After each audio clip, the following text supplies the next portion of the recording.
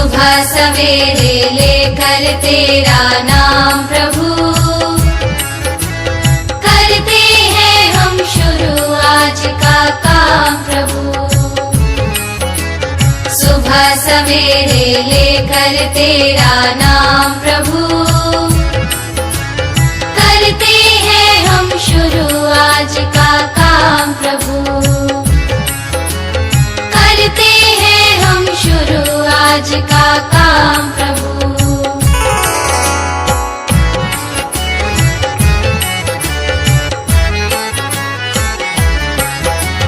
शुद्ध भाव से तेरा ध्यान लगाए हम, विद्या का वरदान तुम्हीं से पाए हम। शुद्ध भाव से तेरा ध्यान लगाए हम, विद्या का वरदान तुम्हीं से पाए हम। हाँ, विद्या का वरदान तुम्हीं से पाए हम। तुम्हीं से है आगाज तुम्हीं अंजाम प्रभु, करते हैं हम शुरू आज का काम प्रभु। सुबह सवेरे लेकर तेरा नाम प्रभु,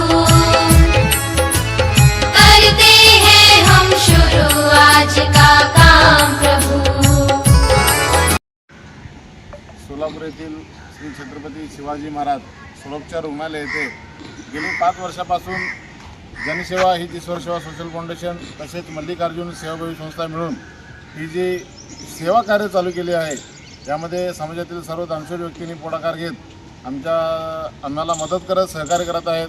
आज अशी एक सेवा आली त्यांच्या वडिलांच्या पुण्यतिथीनिमित्त, त्यांनी आमचं नावही घेऊ नका पण सेवा करा असे आम्हाला सांगून आजची सेवा त्यांच्यामार्फत करायला आली. खरंच त्यांचे खूप खूप अभिनंदन. त्यांच्या हातून खरंच असेच जनसेवेचे कार्य निरंतर घडत राहो हीच आमच्या सर्व टीमकडून अपेक्षा. जनसेवा ही ईश्वर सेवा असं समजून या नात्याने ही जी संस्था आहे मल्लिकार्जुन सेवा फाउंडेशन तर्फे छत्रपती शिवाजी रुग्णालय या ठिकाणी वाटप करून जे गरजू रुग्ण आहेत त्यांना हे वाटप केलं जातं. आणि ही सेवा जी आहे आज अखंडपणे ही सेवा चालू आहे. मला माझ्या माहितीनुसार जवळजवळ 5-6 वर्षापासून ही सेवा अविरत चालू आहे. आणि त्याच्या संस्थेला जे सेवाभावी लोक जे आहेत, ज्यांची जयंती असेल, पुण्यतिथी असेल, कोणत्या तरी पुण्यस्मरणाच्या निमित्ताने या ठिकाणी अन्नदान करून गरजू रुग्णसेवांना ही सेवा या ठिकाणी संस्था पुरवली जाते. आणि खरोखरच अतिशय चांगली सेवा आहे आणि मला तर अतिशय खूप आनंद वाटला.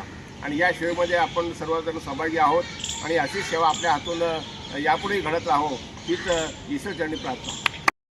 उसके लिए मैं दोनों फाउंडेशन का आभारी हूँ. और आज मेरे पापा का दिन था, तो उसके लिए हमने आज जो खाना आप लोगों की हेल्प के थ्रू हमने करवाया था, उसके लिए बहुत बहुत धन्यवाद. ओके, धन्यवाद.